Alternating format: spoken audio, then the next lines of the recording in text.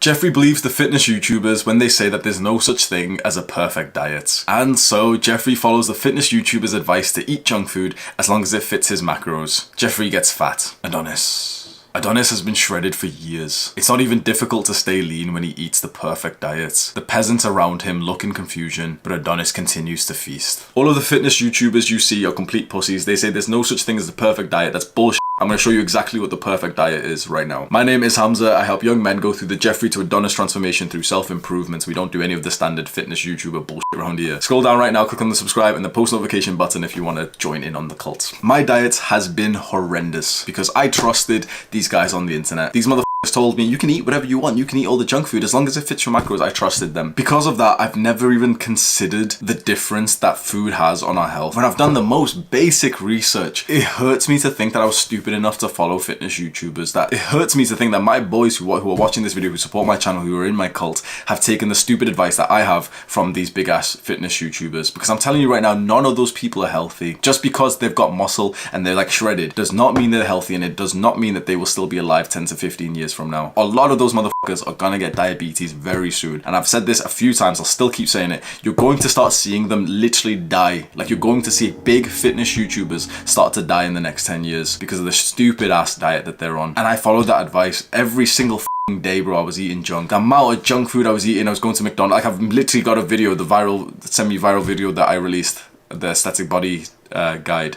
And I literally said, oh, I eat junk food every day. I go to McDonald's every single day. I used to, like, that was not an exaggeration. It was every single day I was eating that shit, bro. Because all macros are the, you know, if all calories are the same, just eat your macros. Why would I eat clean? Like, what's the reason of eating clean? What's the reason of thinking about health if all macros are the same? You may as well eat whatever you want, right? And so I have always struggled with binge eating to the point that it makes me cry. The fitness transformation, like my body transformation, is one of the most important things to me.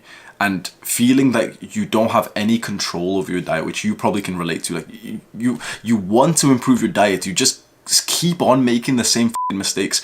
It's because the food that the people online, like, they're supposed to help you, but the food that these people are suggesting for you to eat, one, it makes them more money. You know, they get more views if it's the guy who's jacked and he's got the picture of the cereal and he says, oh, what I eat in a day, full day of eating as the fitness person. Like, but two, that food is literally addictive. The reason why you keep finding yourself just f***ing up on your diet is because you're literally addicted to junk food and you're surrounded by a culture that promotes it. It took me a while. Like, I went through a very like, I had to change my life to change my diet. It wasn't the other way around. I had to truly, like, I had to move out of this f***ing city. I had to move back into my parents' house. I had to severely reduce how much I use the internet. I don't watch YouTube videos. I especially don't watch f***ing fitness YouTubers. I had to reduce all of this and start looking at, like, real nutritional research. And every single time I'd look through, I'd just be thinking, like, those fitness YouTubers, like, they have no clue what they're talking about, saying that all calories are the same, that you can eat 700, like, these motherfuckers dead ass eat hundreds of grams of sugar per day, and they're like, oh, but if it fits your macros. And so just over a year ago, I truly started to transform my diet. I did some crazy things to do this. Over the last year, the whole year, I have had visible abs. Like, there is not one point over the whole year that I've not had visible abs. Like, this is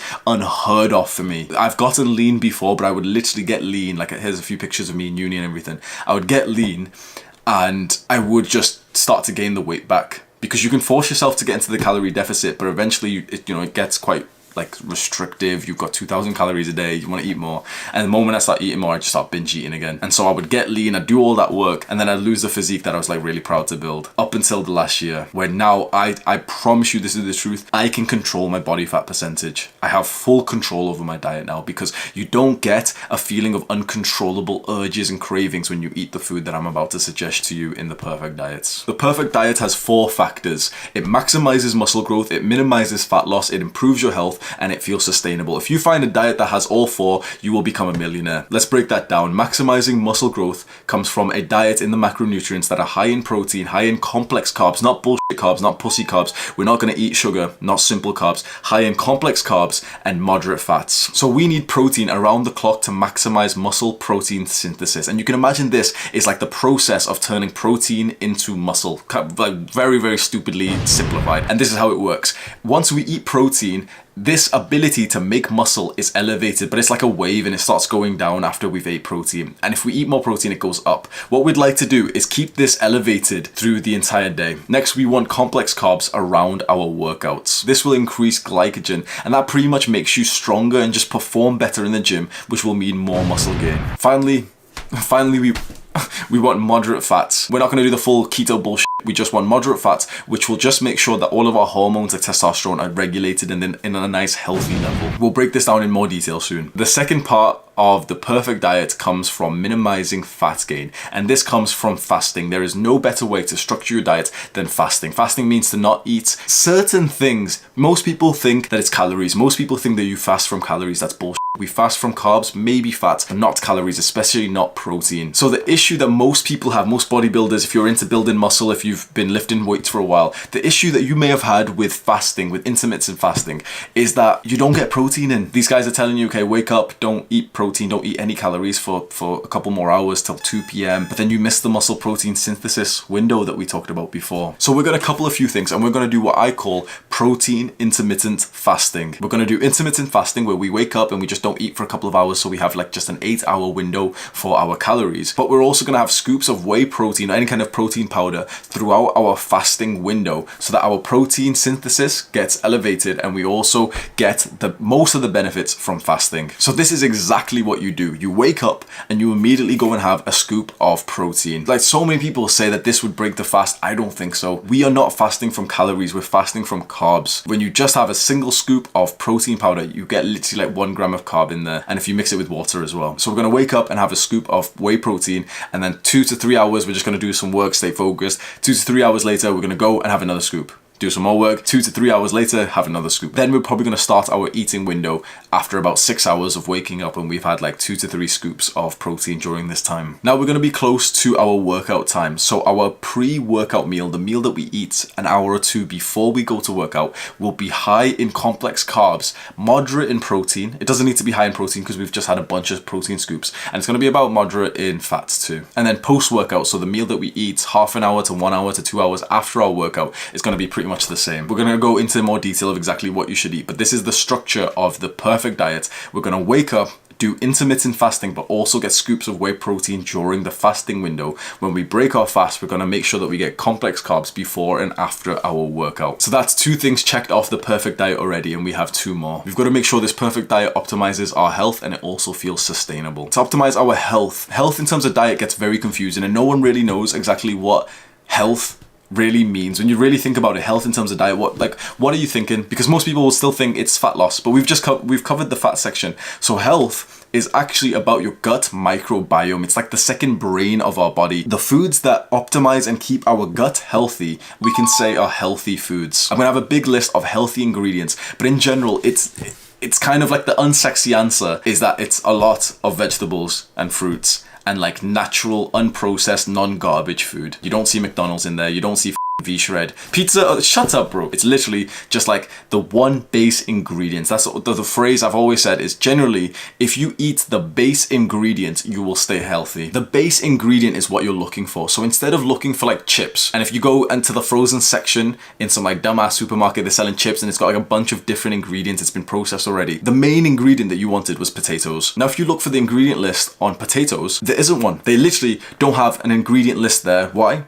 Because the ingredient in potatoes is potato, potato, potato. What you'd like to find is a bunch of foods like this where there is no ingredient list. It is literally just the base food. Generally, that stuff is healthy. So here is where people start asking for the macronutrient split. Even though it's been covered a million times, people always ask me, how many grams of protein, how many of this? I don't agree with the standard advice that people give you. So you already know the advice that you've been given. 1 gram of protein per pound of body weight. It's pretty stupid advice. Doesn't really work for most people because a 200-pound guy should generally not be eating 200 grams of protein unless he's a jacked bodybuilder. 1 gram of protein per pound of body weight doesn't work. What I would say instead is eat into the range of 120 grams of protein to about 180 grams of protein. If you end up inside of this range, fine.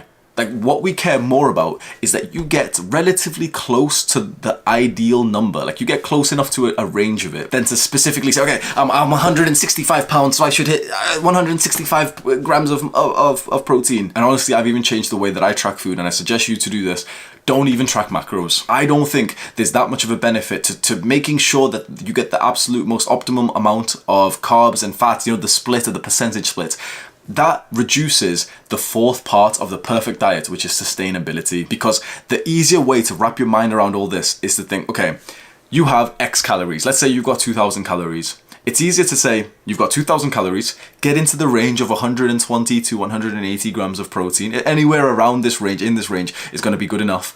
And then think purely about just filling up the 2,000 calories with the huge list of ingredients here. So you might be looking at this list of ingredients and feeling a little bit, okay, confused. Like, okay, like how would I make this into a realistic meal? Literally, choose a couple of them which you think, would pair well together, and just make them together. Put them all onto a plate. Like, you don't have to make a pre-designed meal that normal people eat. Like, we don't need like the name of a meal that normal people eat on the normal diets. We can have a meal which is lentils and potatoes. We can have a meal which is yogurt and raspberries, oats and nuts. Now, because we've gave you the flexibility to just say, okay, reach this many calories with roughly this much protein, and what's inside the calories, if you pick from this ingredient list, it's going to be healthy.